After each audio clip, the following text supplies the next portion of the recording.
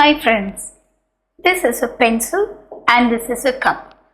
Pencil in cup deformity is the first thing which comes to my mind when I think of psoriatic arthritis. Keeping that in mind, we will move on to today's topic of discussion, imaging in psoriatic arthritis.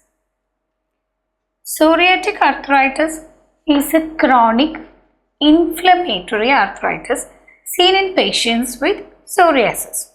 It is a seronegative Spondyloarthropathy. Seronegative means it is negative for rheumatoid factor, and Spondyloarthropathy involves both the peripheral joints and the axial spine. 25% of patients with psoriasis may present with psoriatic arthritis, and the skin manifestations precedes the joint disease in up to 60% of patients. As I have already told you, this is an inflammatory joint disease and it involves peripheral joints, axial spine, SI joints and associated with inflammatory lesions in soft tissues other than the joint, characteristically dactylitis and enthesitis. These are regarded as hallmarks. These are regarded as hallmarks in psoriatic arthritis. Males and females are equally affected. Coming to imaging in psoriatic arthritis, the modalities useful are MRI. This is a gold standard for the diagnosis of psoriatic arthritis. Why? MRI picks up the early changes. Also, it is sensitive and specific for the site of involvement. So, it typically picks the synovitis, soft tissue involvement, bone marrow involvement early in the course of the disease. Second one is plain X-ray. This is the mainstay of diagnosis for psoriatic arthritis. Also, it helps us to obtain a skeletal survey of the patient. Also, it is useful for the follow-up of patient with psoriatic arthritis. Third one is USG. USG is particularly useful in peripheral joints, especially for assessing synovial proliferation, joint diffusion, tenosynovitis, etc. And it is also useful for USG guided intra-articular aspirations and injections. Fourth one is CT. This is not routinely used, but it may be of use in psoriatic arthritis affecting the spine and SI joints. A fifth modality which can be useful is radionuclide imaging. For undergraduate level, you need not go into details of radionuclide imaging, but for your answer, you can mention an actively inflamed joint will show an increased uptake in radionuclide imaging. Coming to the patterns and preferences of psoriatic arthritis. Psoriatic arthritis has got a funny combination of bone erosion and bone proliferative changes. It has got a distal distribution. The IP joints in the phalangeal joints are more involved than the metacarpophalangeal joints. Hands are more involved, followed by feet. Also, it involves SI joints, spine, and rarely other large joints also. And the psoriatic arthritis has got a characteristic bilaterally asymmetric joint involvement.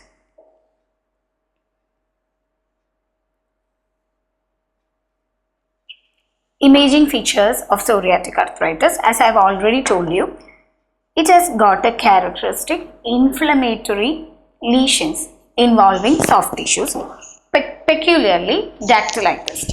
Dactylitis is presenting as a diffuse, smooth, soft tissue swelling of the digit, which will resemble a sausage, and this is known as the sausage digit appearance. Then the changes can be divided into erosive changes and bone proliferative changes. Erosive changes are, this is the distal phalanx and it results in phalangeal tuft osteolysis. There will be resorption of the phalangeal tuft which will result in a tapered phalanges. This is known as phalangeal tuft or acral osteolysis.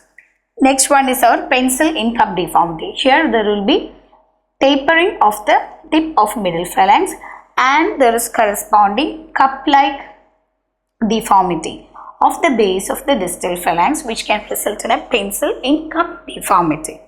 Also, there can be areas of marginal erosions, subchondral cyst formations. Coming to bone proliferative changes, bone proliferation, as I have already told you, in association with this marginal erosions, there will be juxta-articular periosteitis and there will be fluffy newborn formation which will overhang like this and can result in typical mouse ear appearances. At times there can be endosteal and periosteal newborn formation which can result in a total whiteout of the entire phalanx. This is known as the ivory phalanx appearance. Other sites of involvement, it can result in sacroiliitis, which is usually bilateral and it is asymmetric. Sacroiliitis will be manifested in plain X-ray as there will be blurring of the SI joint margins and there will be small areas of erosions. It may be also associated with areas of subchondral sclerosis. Sclerosis in X-ray will be seen as increased bone density or more white. Other changes are spondylitis. Spondylitis involving the axial spine. Also, there can be areas of syndesmophytes adjacent to the vertebral bodies. There can be areas of calcification, paravertebral or parasyndesmophytes, which is usually non-marginal. At times, rarely it can lead on to fusion of this syndesmophytes and the typical bamboo spine appearance. Bamboo spine appearance is actually classically represented, demonstrated in ankylosing spondylitis. Another feature is enthesitis. X-ray enthesitis may show areas of mineralized scars and the adjacent bone may show areas of proliferation and bone erosions.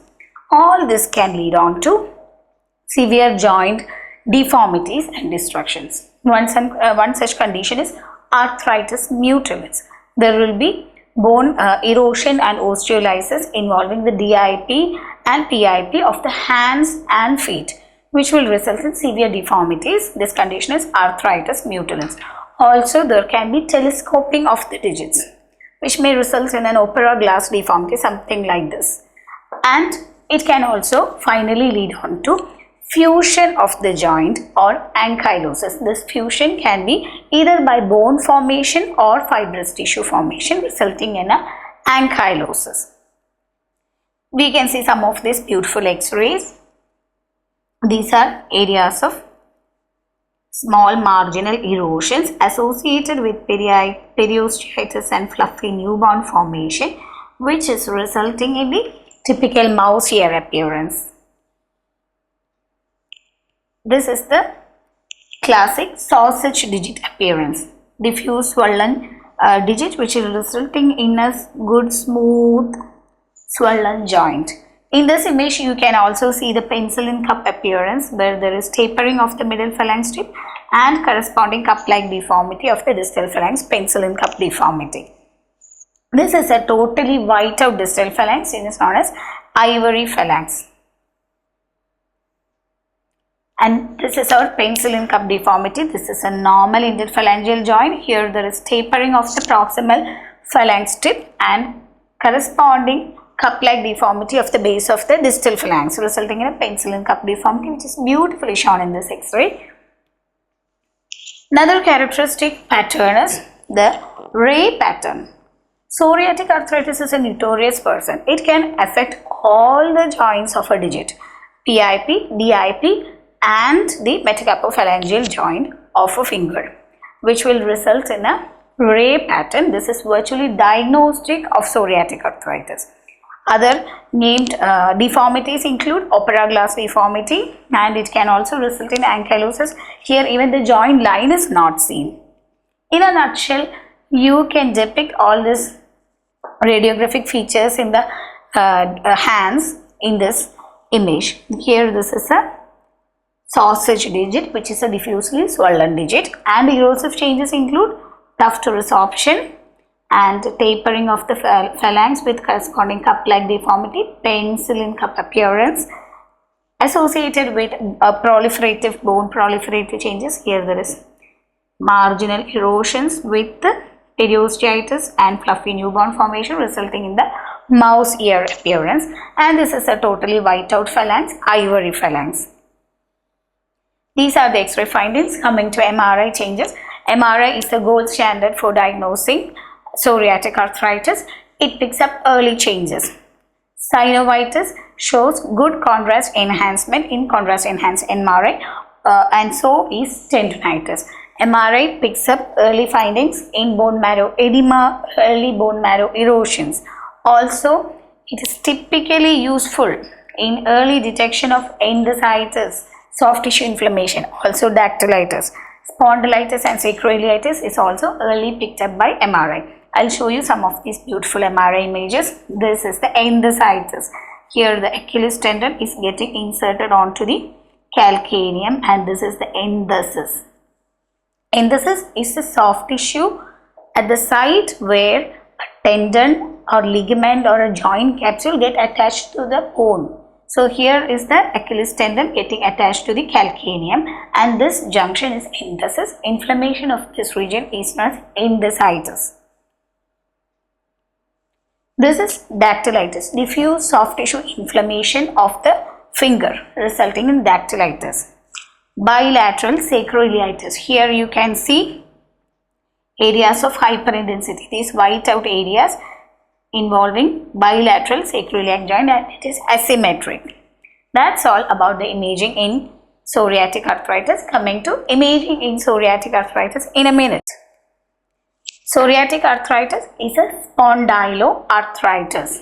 It is an inflammatory joint disease involving the peripheral joints, axial spine, SI joints, typically associated with soft tissue inflammatory lesions, characteristically dactylitis and enthesitis, which are regarded as hallmark in psoriatic arthritis. And X-ray, it shows a combination of erosions and bone proliferative changes. Erosive changes are terminal tuft osteolysis, marginal erosions, penicillin cup deformity. Bone proliferative changes, juxta-articular bone proliferation, mouse appearance, ivory phalanx. Also soft tissue inflammation like sausage digit.